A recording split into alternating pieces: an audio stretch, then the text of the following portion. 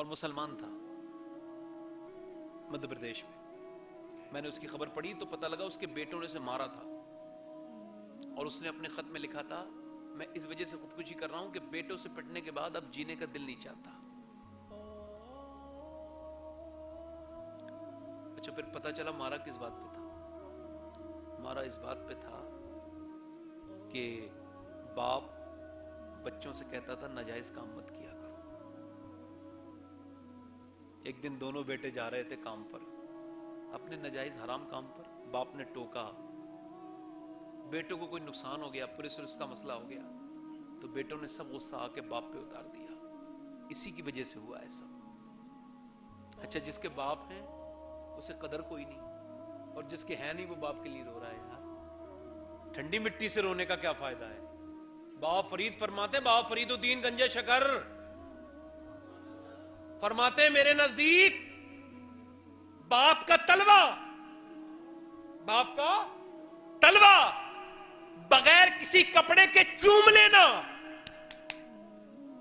بغیر کسی کپڑے کے باپ کا تلوہ چوم لینا میرے نزدیک 7 سال کی نفلی عبادت سے بہتر ہے.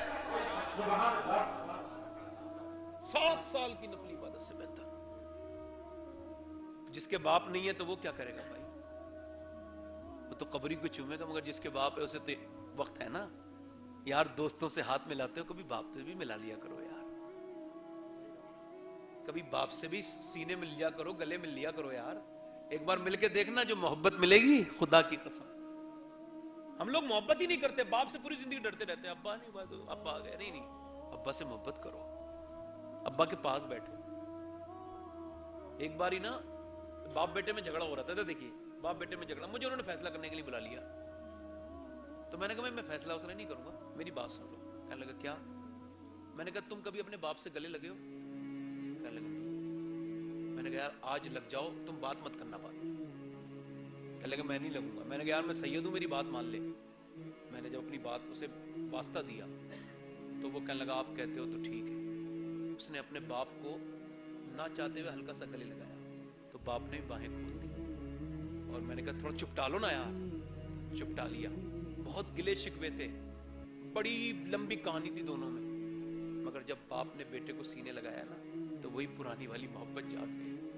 ایسا آواز کر کے باپ چیخ مار کے رویا, اور بیٹا جب دونوں روئے ہیں تو میں نے کہا یار تم نے کبھی احساس ہی نہیں کیا تمہارے اندر پہلا پیار کتنا ہے پہلے سے. حضور کی بارگاہ میں ایک کیس آ گیا, ایک مقدمہ. ایک صحابی آ کے کہنے لگے حضور میرا باپ جو ہے نا وہ میری بغیر مرضی کے پیسے خرچ کر دیتا ہے. وہ کون ہوتا ہے خرچ کرنے والا؟ وہ کون ہوتا ہے؟ حضور نے فرمایا تیری بات میں نے سن لی, مگر جا پہلے اسے بلا کے لا اپنے باپ کو. صحابی سے کہا اس کے باپ کو بلا کے لاؤ پھر فیصلہ ہوگا. اس کے باپ سے کہنا اللہ کے رسول نے بلایا. وہ گئے, وہ بھی صحابی تھے, ان کے پاس گئے. کہنے لگا حضور نے بلایا. کیا حکم ہے میرے آقا کا؟ کا حکم نہیں, تیرے بیٹے نے شکایت کی ہے. کہا کیا شکایت کی ہے؟ کہا وہ کہتا ہے تو اس کے پیسے بغیر اس کی مرضی کے خرچ کر دیتا ہے. باپ کا دل ٹوٹ گیا, پٹ سے آنسو گرے 4-5 اور روک لیے.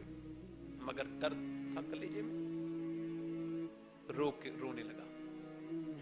اور اس نے پھر اشعار کہے. یہ عرب لوگ ہیں نا, عرب یہ خوشی میں بھی شعر کہتے ہیں. جیسے حضور آئے تھے تو مدینے کی بچیوں نے کہا تھا طلع البدر علینا, کہ حضور تھوڑی آئے, 2 پہاڑوں کے بیچ میں سے چاند نکل آیا ہے. تو جب یہ غم میں ہوتے ہیں تب بھی شاعری کرتے ہیں. تو اس صحابی نے شاعری کی مگر کسی کو سنائی اندر کی اندر ہی دفن, جلدی بولو, اندر ہی کے اندر ہی دفن کر لی, اور کسی کو نہیں سنائی. اور روتا رہا, شعر کہتا رہا. حضور کی بارگاہ میں پہنچا نا تو بھی کھڑا ہوا ہی تھا کہ اس سے پہلے اللہ نے جبرائیل علیہ السلام کو بھیج دیا.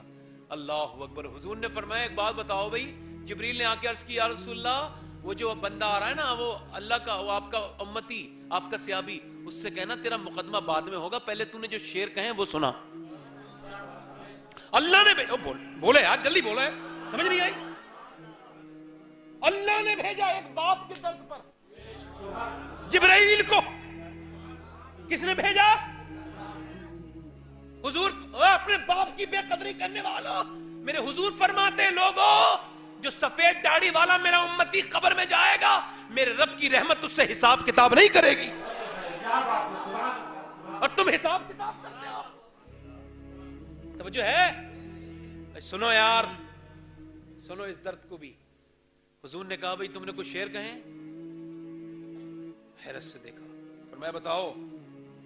تو رونے لگا. حضور شعر تو کہیں, میں نے کسی کو بتایا تو نہیں. کہنے لگے مگر اللہ نے جبریل کے ذریعے مجھے بتا دی ہیں. کہنے لگا حضور میں پھر سے شہادت دیتا ہوں کہ آپ اللہ کے سچے نبی ہیں. یہ بات تو میں نے کسی کو بھی نہیں بتائی. تو حضور نے فرمایا اب وہ شعر بتاؤ. کہنے لگے حضور وہ تو کئی دفن ہو گئے, میں نے کہے تھے. کہنے لگا نہیں بتاؤ. ارشاد فرمایا حضور نے. تو عرض کرنے لگا حضور آپ کہتے ہیں تو بتاتا ہوں. میں ترجمے کا مفہوم بتا رہا ہوں, اشعار کا مفہوم. کہنے لگا حضور آپ کی حکم. میں نے پہلا شعر یہ کہا میرے بیٹے تو آج مجھ سے ایسی باتیں کرتا ہے, مگر جب تو نہیں ہوا تھا نا, تو پیدا نہیں ہوا تھا تو میں تیرے لیے دعائیں کرتا تھا, اور جب تو پیدا ہو گیا نا تو میں نے اپنے لیے جینا ہی چھوڑ دیا. اپنے سب باتیں قربان کر دی, اپنی جوانی کے رنگ, اپنے شوق سب تجھ پر قربان کر دی. میں پردیس پھرا, وطن چھوڑا, وطن کے فراق سہا, وطن کا درد سہا, اور بیٹے تیرے لیے اوور ٹائم کیا, تیرے لیے محنتیں کی, ڈانٹیں سنی, تکلیفیں سہیں, گرمی سردی سب سہے. رات کو جب تو بیمار ہو جاتا نا تو تیری ماں کا اور میرا دونوں کا کلیجہ دھک دھک کرتا تھا, کہیں ایسا نہ ہو میرے بیٹے کو کچھ ہو جائے, کہیں ایسا نہ ہو میرا بیٹا مر جائے. صبح ہوتی تھی نا تو یہ ڈاکٹر وہ ڈاکٹر یہاں وہاں, تجھے میں رونے نہیں دیتا تھا. تو کہتا تھا یہ لے کے آؤ, میں دوڑتا ہوا جاتا تھا. بیٹے میں کبھی رات کو آتا تھا نا اور تو سو جاتا تھا تو میں تجھے آواز نہیں دیتا تھا, ایسی تجھے دیکھ لیا کرتا تھا. میرے دل میں ٹھنڈ پڑ جاتی تھی میرا لال سو رہا ہے. پھر اس نے کہا حضور, پھر میں نے اگلا شعر یہ کہا مگر حضور وقت گزرتا گا, ہفتے گزرے, مہینے گزرے, سال گزرے, لیل و نہار گزرے. میں کمزور ہوتا چلا گیا, تندرست ہوتا چلا گیا. میں جب بوڑھا ہو گیا میں بالکل کمان کی طرح جھک گیا, یہ تنے کی طرح تن کے کھڑا ہو گیا. تو میں نے اس وقت سوچا کیا ہوا, میری دولت تو ہے, میری کمائی بھی دولت تو ہے, میرے بڑھاپے کی لاٹھی میرا بیٹا ہے. یا رسول اللہ, میں نے سوچا کیا ہو گیا, میں بوڑھا ہی تو ہو گیا ہوں, ابھی میرا سہارا تو ہے. مگر حضور جب اب مجھے اس کی ضرورت ہے تو اس کی آنکھیں بدل گئیں. اس نے مجھے پڑوسی کے برابر بھی عزت نہیں دی. حضور اب آپ مجھے بتائیے, یہ مجھے ڈانٹتا ہے, تکلیفیں دیتا ہے, اب آپ فیصلہ کیجئے, کیا میرا کوئی حق نہیں ہے اس کے اوپر؟ میں نے اپنی پوری جوانی قربان کر دی, اس کے شوق پورے کرتے کرتے. یا رسول اللہ اب دل میں بہت درد ہوتا ہے جب میری نافرمانی کرتا ہے. میں کہتا ہوں یار حضور کی آنکھوں میں آنسو آ گئے. اللہ کے رسول نے, اللہ کے پیغمبر نے اس صحابی کی گردن پکڑ لی, اس کا گریبان پکڑ لیا جس نے اپنے باپ کی شکایت کی تھی, اور گریبان پکڑ کے جھٹکا مارا. کیا کیا؟ جھٹکا مارا. فرمایا انتا و مالو کا لے ابھی کا, سن یہ میرا فیصلہ ہے کہ تیرے مال پر تجھ سے زیادہ اور تیری جان پر تجھ سے زیادہ حق تیرے باپ کا اللہ نے رکھا ہے, تیرا حق نہیں ہے. میں کہتا ہوں یار باپ تو وہ ہے, محبت جتاتا کبھی نہیں ہے, مگر سینے میں اس کے دریا ہوتا ہے محبت کا. باپ سے محبت کرو, ماں سے محبت کرو. اس بار میلاد النبی منانے والوں پہلے ماں کو منا لو, اپنے باپ کو منا لو, رسول خود راضی ہو جائے گے. سبحان اللہ, سبحان اللہ.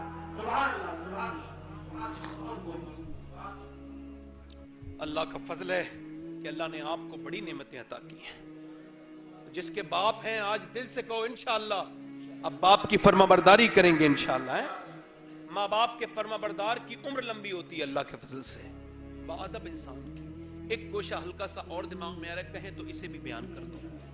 گوشہ ہے, میں اپنی بہنوں جو بیٹھی ہیں سن رہی ہیں ان کے لیے کچھ بیان کرنا چاہتا ہوں, اجازت ہے آپ؟ آج کل لڑکیاں بہت زیادہ اگینسٹ جا رہی ہیں معاشرے کے. میری بیٹیاں ہیں, میری بہنیں ہیں, مگر چونکہ ان کے ساتھ جو رابطہ ہے وہ سوشل میڈیا کا اور میڈیا کا, وہ انہیں برباد کر رہا ہے. आप मेरी बात समझ रहे हैं? अफसोस की बात यह है कि लड़कियों को, बहनों को मेरी किसी ने बताया ही नहीं कि तुम हो कौन। मैं यही बताऊंगा आज कि वो है क्या। अगर मेरी बहन कोई बेपर्दा निकले तो उसके बाप को तकलीफ हो ना हो, मगर हुजूर को तकलीफ होती है।